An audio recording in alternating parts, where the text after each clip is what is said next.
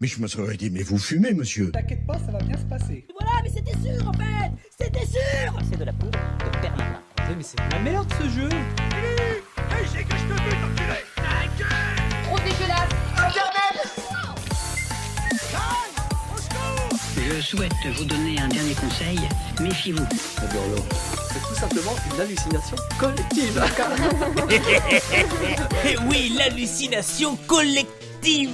Bonjour, bonsoir et bienvenue dans ce premier numéro du Stupide JT. Le journal à ne surtout pas prendre au sérieux, mais qu'il ne faut surtout pas manquer.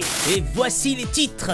Shoah, streamer français et champion du monde sur Warzone, aurait été victime d'une attaque au couteau en rentrant chez lui. Un individu déséquilibré mental l'attendait dans l'obscurité. Il m'a lâché un truc comme je vais te tuer ou t'as voulu me tuer. Armé d'une bombe lacrymo et d'un couteau. il avait une grosse parka de pêcheur, une grosse lacrymo sa mère. Le plan semblait clair, attaquer notre streamer français champion du monde en solo sur Warzone. Mais ce que cet assaillant ignorait, c'est que Shoah, en plus d'être un monstre sur Warzone, est également un GOAT en 1v1 IRL. Après s'être fait gazer, notre champion aurait bloqué l'attaque au couteau et dans un mouvement digne de Mortal Kombat lui aurait envoyé, je cite, Une énorme pêche.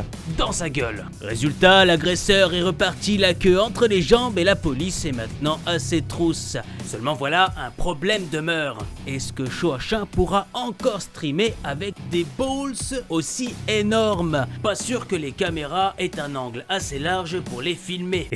Jeux vidéo et science, des ventes records pour un matériel informatique. Le Cronus. Souvent utilisé par des joueurs nuls et incompétents, ce périphérique qui permet de réduire le recul des armes et d'améliorer l'aim, ce qui leur permet d'abattre les autres joueurs ennemis plus facilement, est en train de battre des records de vente. Ce gadget leur permet de viser comme des pros sans jamais avoir réellement à apprendre à jouer. Mais ce n'est pas tout. Une étude scientifique a révélé que les utilisateurs de ce matériel seraient étrangement liés à un phénomène bien plus intime. Je cite, d'en avoir une toute petite. Oui, vous avez bien entendu, c'est la science qui parle. Il semblerait que la taille du matos chez certains joueurs ne se limite pas qu'à leurs équipements. De quoi expliquer un peu mieux l'engouement autour de ces petits bijoux. Restons sur le même sujet. Call of Duty a déclaré que les joueurs ne dépensaient pas assez d'argent dans leurs jeux vidéo. Ils ont donc créé un deuxième pass de combat en plus des microtransactions déjà disponibles dans le jeu. Le thème est sur Squid Game. Bobby Kotick traînerait-il toujours dans les locaux d'Activision? Nous avons pu voir les coulisses de la grosse société américaine. Oui, comme ça c'est plus clair. Chercher de nouvelles méthodes plus profondément, tel est leur nouveau mantra. Que dit la critique? Je crois que c'est de loin l'événement le plus pété que j'ai jamais vu. Merci à toi le chèche, je sais pas ce qu'on deviendrait sans toi. Drama Villebroquin, en août dernier, Pierre Chabrier accusait Sylvain d'être à l'origine de la séparation de Villebroquin et d'avoir acheté le Multipla, voiture emblématique de la chaîne, pour des clopinettes d'une valeur, je cite, un beau doigt d'honneur. Sylvain aurait répondu à ces allégations début du mois et dit que le doigt d'honneur était d'une valeur de 132 000 euros. Alors, si c'était ça le prix d'un doigt d'honneur de Sylvain, je veux bien lui donner mon fiac tous les jours. Pierre l'aurait aussi accusé d'avoir détruit son couple. J'ai perdu mon couple à cause de cette aventure. Mais d'après Sylvain... Personnellement, j'aurais plutôt dit que c'était l'adultère qui lui avait coûté son couple. Je suis pas sûr de la mettre du coup celle-là. Conclusion, en août, Pierre Chabrier met un doigt à Sylvain qui, ce dernier, répond mais en rajoutant 12 cm de plus, mais en y laissant sa Rolex. Influenceur Michou dans la sauce avec son jeu de société polémique. Michou l'influenceur aux millions d'abonnés est une nouvelle fois sous les projecteurs, mais cette fois-ci, ce n'est pas pour faire des vidéos rigolotes. En effet, il aurait lancé un jeu de société, le concept du jeu un classique, poser des questions pour savoir si l'autre ment ou pas. Les questions étaient diverses et variées, comme as-tu déjà consommé des produits stupéfiants ou encore as-tu déjà senti ta main après t'être gratté les parties intimes. Jusque-là, rien d'étonnant, seulement voilà, il est mentionné 7 ans sur la boîte de jeu. Les parents étaient en colère. Mais pas de panique, la société a trouvé une solution. Voilà, comme ça c'est clair, vous pouvez maintenant y jouer en famille.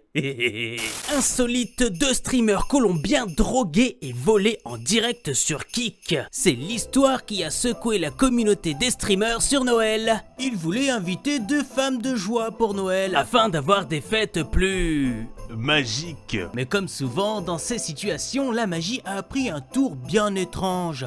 Les deux jeunes semblaient avoir été drogués pendant qu'elles volaient tout leur matériel. L'un d'eux s'est exprimé après les faits, je cite « Ah, les p***.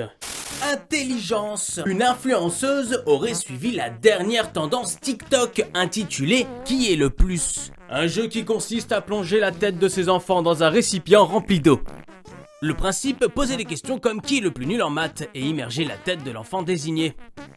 Original, n'est-ce pas? Seulement voilà, certains parents s'insurgent contre cette pratique, pointant du doigt les risques évidents. Danger de noyade et possible incitation à d'autres à reproduire cette brillante idée. Ah, nous recevons une précision à l'instant. Oui, il s'agirait de Manon Marceau, ancienne candidate de télé-réalité dans les Marseillais. Tout s'explique.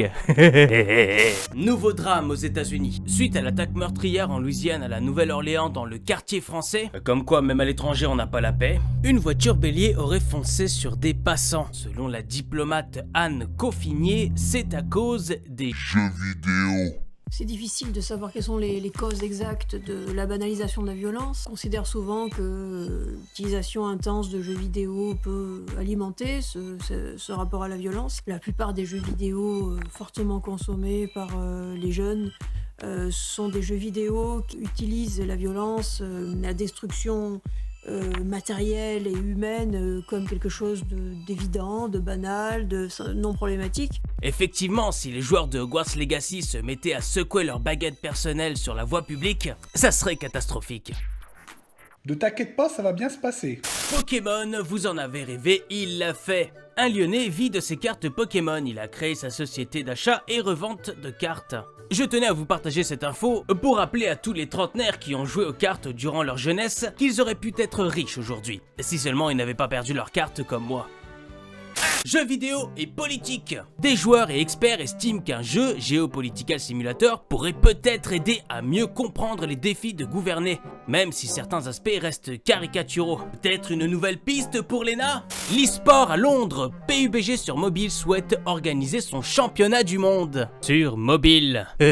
Ils veulent passer au niveau supérieur et conquérir le monde de l'e-sport. On attend évidemment le Cronus sur mobile. Autre drama, Grand Chef et Petit Chef. Les deux frères de la chaîne Chef Otaku se seraient pris le chou. Une histoire de... Je le connais très bien, ce connard. Oula, une histoire de frangin.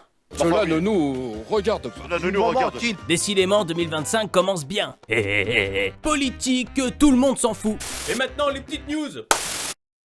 Julien Chiez, une énième vidéo sur GTA 6, mais qui l'arrêtera? GTA 6, une capture d'écran a été leak directement des bureaux de chez Rockstar par la femme de ménage. Plus de 100 mètres de queue pour la liquidation de la Fnac des Champs-Élysées. Ils n'ont pas touché au bouquin d'après le vendeur.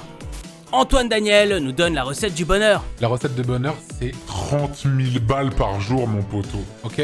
Enfin, nous avons les conseils du jour de Kameto pour son sport. En fait, j'essaye de me baiser moi-même. Merci pour ces conseils précieux, Kameto. Et maintenant, place à la météo. Il fera beau à Paris. Je vous remercie d'avoir regardé ce journal. C'était la première et peut-être la dernière, on ne sait pas. Ça dépendra que de vous. C'était le Stupid JT. Ciao.